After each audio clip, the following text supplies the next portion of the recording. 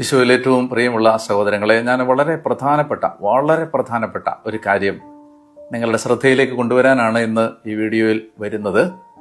നമുക്ക് April 12, 2026 April മാസം 12-ാം തീയതി നമുക്ക് മലയാള വിശ്വാസ സമൂഹത്തെ സംബന്ധിച്ചിടത്തോളം രണ്ട് പ്രധാനപ്പെട്ട തിരുനാളുകളാണ് പൊതു ഞായറാഴ്ചയും ദൈവകരുണയുടെ തിരുനാളും.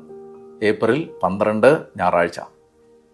ഞാൻ ഈ വീഡിയോ സന്ദേശത്തിലൂടെ നിങ്ങളെ അഭിസംബോധന ചെയ്യാനും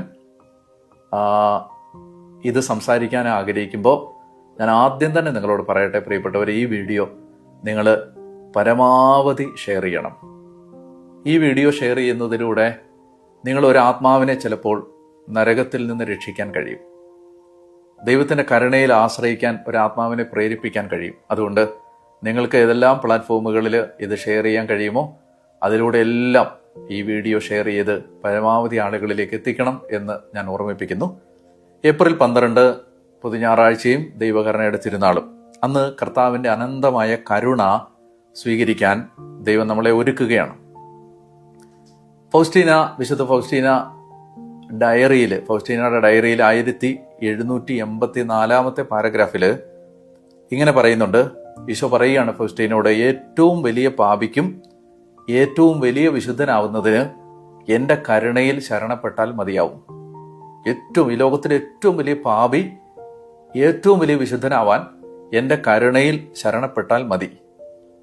തിരുസഭയിൽ, പരിശുദ്ധ കത്തോലിക്ക സഭയിൽ ജോൺ പോൾ രണ്ടാമൻ മാർപ്പാപ്പ 2000 ആണ്ട് ഏപ്രിൽ മാസം 30-ാം തീയതിയാണ് ദൈവകരുണയുടെ തിരുനാള് സഭയിൽ പ്രഖ്യാപിച്ചത്.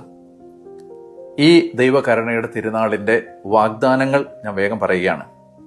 കർത്താവ് പറയുകയാണ്, കൃപാവരത്തിൻ്റെ, വരപ്രസാദത്തിൻ്റെ എല്ലാ ചാലുകളും ഞാൻ തുറന്നു വിടുന്ന ദിവസമാണത്. പ്രസാദവരത്തിൻ്റെ വൻകടൽ തുറക്കുന്ന ദിവസം.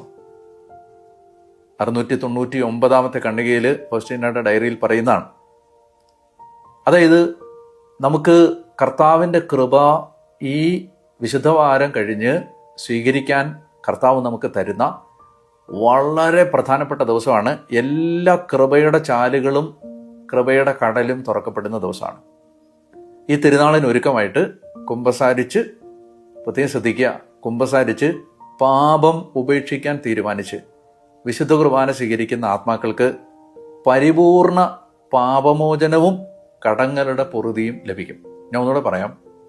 ഈ ദൈവകരുണയുടെ തിരുനാളിന് ഒരുക്കമായിട്ട് കുമ്പസാരിച്ച് പാപം വേണ്ട, ഞാൻ പാപം ചെയ്യില്ല, എനിക്ക് പാപം വേണ്ട, പാപം ഉപേക്ഷിക്കാൻ തീരുമാനിച്ച് പരിശുദ്ധ കുർബാന സ്വീകരിച്ച് പ്രാർത്ഥിക്കുന്ന എല്ലാ ആത്മാക്കൾക്കും ഇന്ന് വരെയുള്ള ജീവിതത്തിലെ സമ്പൂർണ്ണ പാപപരിഹാരവും കടങ്ങളുടെ പൊറുതിയും ലഭിക്കുന്ന ദിവസമാണത്. മാമോദീസായിൽ ലഭിക്കുന്ന കൃപകൾക്ക് തുല്യമാണ് അത് എന്ന് ഈശോ പറഞ്ഞിട്ടുള്ളത് കൊണ്ട് പല ദൈവശാസ്ത്രജ്ഞന്മാരും ഈ തിരുനാളിനെ 2-ാം മാമോദീസ എന്ന് വിളിക്കാം എന്ന് അഭിപ്രായപ്പെട്ടിട്ടുണ്ട്. 2002 ജൂൺ മാസം 29 തിരുസഭ ദൈവകരുണയുടെ തിരുനാളിന് പൂർണ്ണ ദണ്ഡവിമോചനം അനുവദിച്ചു തന്നിട്ടുണ്ട്. പൂർണ്ണ ദണ്ഡവിമോചനം കിട്ടുന്ന ദിവസമാണ്. ഈ തിരുനാളിന് ഒരുക്കമായിട്ട് ദുഃഖവെള്ളിയാഴ്ച മുതൽ 9 ദിവസത്തേക്ക് ദൈവകരുണയുടെ നൊവേന ചൊല്ലി നമ്മൾ ഒരുങ്ങണം. ദുഃഖവെള്ളിയാഴ്ച മുതൽ 9 ദിവസത്തേക്ക് ദൈവകരുണയുടെ നൊവേന ചൊല്ലി ഒരുങ്ങണം. ഓരോ ദിവസവും ഓരോ ഗണം ആത്മാക്കളെ, ലോകത്തിലെ ആത്മാക്കളെ പല ഗണങ്ങളായി തിരിച്ച് ഓരോ ദിവസവും ഓരോ ഗണം ആത്മാക്കളെ സമർപ്പിച്ചുകൊണ്ടാണ് ഈ നൊവേന ചൊല്ലുന്നത്. ഈ തിരുനാളിൻ്റെ ഏറ്റവും വലിയ പ്രത്യേകത എന്താണെന്ന് പറയട്ടെ. നമ്മുടെ ജീവിതത്തിൽ ഇന്ന് വരെയുള്ള പാപങ്ങൾ, നമ്മുടെ ആജീവനാന്ത പാപവും കടവും ഒറ്റ തവണയായിട്ട് പരിഹരിക്കാൻ, ഒരു പ്രാവശ്യം കൊണ്ട് മുഴുവൻ പാപങ്ങളും കടങ്ങളും പരിഹരിക്കപ്പെടാൻ നമുക്ക് കിട്ടുന്നൊരവസരമാണിത്. ആത്മാക്കളുടെ, ഈശോ പറയാണ്, ഈ ലോകത്തെ ആത്മാക്കളുടെ പാപങ്ങൾ ലോകത്തിലെ മുഴുവൻ മണൽത്തരികളെക്കാൾ അധികമാണെങ്കിലും അവയെല്ലാം എൻ്റെ കരുണയുടെ അത്യഗാധമായ ആഴത്തിൽ മുങ്ങിപ്പോവും എന്ന് പറഞ്ഞാൽ, ഈ ലോകത്തെ എല്ലാ മനുഷ്യരുടെ എല്ലാ പാപങ്ങളും എൻ്റെ കരുണയുടെ അത്യഗാധമായ ആഴത്തിൽ മുങ്ങിപ്പോവും. മനുഷ്യന്റെ പാപത്തെക്കാൾ വലുതാണ് ദൈവത്തിന്റെ കരുണ. ആ കരുണ സ്വീകരിക്കണം. നമ്മൾ അങ്ങനെ പറഞ്ഞ് ഒരു ഉദാസീനതയെ കഴിഞ്ഞിട്ട് കാര്യമില്ല. ആ കരുണ സ്വീകരിക്കാൻ ഒരു വാതിൽ ദൈവം തുറക്കുന്ന ദിവസമാണ്. അപ്പം ഞാൻ വേഗം പറയുകയാണ് എന്തൊക്കെയാണ് നമ്മൾ ചെയ്യേണ്ടത്. ഒന്ന്, നമ്മൾ പ്രസാദപര അവസ്ഥയിലാണെന്ന് ഉറപ്പുവരുത്തുക. എന്ന് പറഞ്ഞാൽ ദൈവകരുണയുടെ തിരുനാളിന് ഒരുക്കമായിട്ട് കുമ്പസാരിച്ച് പരിപൂർണ വിശുദ്ധിയിലും കൃപയിലും ആയിരിക്കാൻ ശ്രദ്ധിക്കുക. ദുഃഖവെള്ളിയാഴ്ച മുതൽ ദൈവകരുണയുടെ നൊവേന ചൊല്ലുക.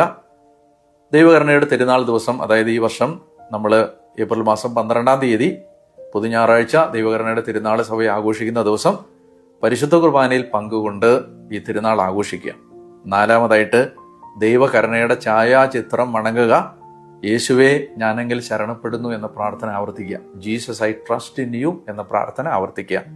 5-മതായിട്ട് മാർപ്പാപ്പയുടെ നിയോഗാർത്ഥം ഒരു സ്വർഗസ്ഥനായ പിതാവേ, ഒരു നന്മ നിറഞ്ഞ മറിയവും, ഒരു തൃത്വസ്തുതിയും വിശ്വാസ പ്രമാണവും ചൊല്ലി പൂർണ്ണദണ്ഡ വിമോചനം പ്രാപിക്കുക.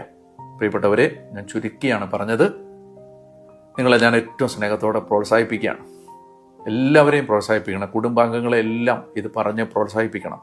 അയൽക്കാരെ, കുടുംബ യൂണിറ്റുകളിലുള്ളവരെ, ഇടവകയിലുള്ളവരെ, ഇടവകയുടെ വാട്സപ്പ് ഗ്രൂപ്പുകളിലെല്ലാം ഈ വീഡിയോ കഴിയുമെങ്കിൽ അയക്കണം. ഇതിപ്പോൾ എൻ്റെ വീഡിയോ തന്നെ അയക്കണമെന്നില്ല. ഈ കാര്യം ആരെങ്കിലും പറയുന്നുണ്ടെങ്കിൽ അവരുടെ വീഡിയോ ഷെയർ ചെയ്തോളുക. ഒറ്റ ഉദ്ദേശം എനിക്കുള്ളൂ, ഇതാര് പറഞ്ഞിട്ടാണെങ്കിലും എല്ലാവരും അറിയണം. പ്രോത്സാഹിപ്പിക്കണം. വൈദികർ ഇടവകകളിൽ പ്രോത്സാഹിപ്പിക്കണം. എടുത്തെടുത്ത് പറഞ്ഞ് ആളുകളെ ഒരുക്കണം. സിസ്റ്റേഴ്സ് എല്ലാ ആളുകളിലേക്ക് എത്തിക്കാൻ ശ്രദ്ധിക്കണം. ദൈവ ശുശ്രൂഷകർ, മിനിസ്ട്രികൾ, ശുശ്രൂഷകൾ എല്ലാവരും ശ്രദ്ധിക്കണം. പ്രിയപ്പെട്ടവരെ, നമുക്ക് 2026 ഏപ്രിൽ 12 ദൈവകരുണയുടെ തിരുനാള് ലോകം മുഴുവനിലുമുള്ള എല്ലാ വിശ്വാസികളും വളരെ ഗൗരവമായിട്ട് എടുത്താൽ ഒരുപാട് പാപമോചനവും കടങ്ങളുടെ പൊറുതിയും ലോകത്ത് കിട്ടും. നമ്മുടെ ജീവിതം മാമോദീസ തൊട്ടിയിൽ നിന്ന് പുറത്തു വരുന്ന ഒരു കുഞ്ഞിനെ പോലെ പൂർണ്ണ വിശുദ്ധിയിലും പൂർണ്ണ നൈർമല്യത്തിലും ഏപ്രിൽ 12 പുറത്തു വരാൻ കഴിയും. ദൈവം നിങ്ങളെ അനുഗ്രഹിക്കട്ടെ. എനിക്ക് വേണ്ടി പ്രാർത്ഥിക്കണം. എല്ലാവർക്കും അനുഗ്രഹീതമായ വിശുദ്ധവാരവും അതുപോലെ തന്നെ ദൈവകരുണയുടെ തിരുനാളും ഞാൻ ആശംസിക്കുന്നു. മാർത്തോമാ ശ്ലീഹ എൻ്റെ കർത്താവേ, എൻ്റെ ദൈവമേ എന്ന് പറഞ്ഞ് വിശ്വാസം ഏറ്റുപറഞ്ഞ് ഈശോയുടെ തിരുമുറിവിലേക്ക് ചെന്ന് അഭയം പ്രാപിച്ച ദിവസം കൂടിയാണ്. അതുകൊണ്ട് അതിനേക്കാൾ ഉത്തമമായൊരു ദിവസം എന്നാണ് നമുക്ക് മാർത്തോമാ ശ്ലീഹായുടെ സുവിശേഷം കേട്ട് യേശുവിനെ അറിഞ്ഞ നമുക്ക് അതിനേക്കാളും വലിയ ഒരു നല്ല ദിവസം ഏതാണ്? ദൈവകരുണയുടെ തിരുനാൾ ആഘോഷിക്കാൻ. ദൈവം നിങ്ങളെ എല്ലാവരെയും അനുഗ്രഹിക്കട്ടെ. ആമേൻ.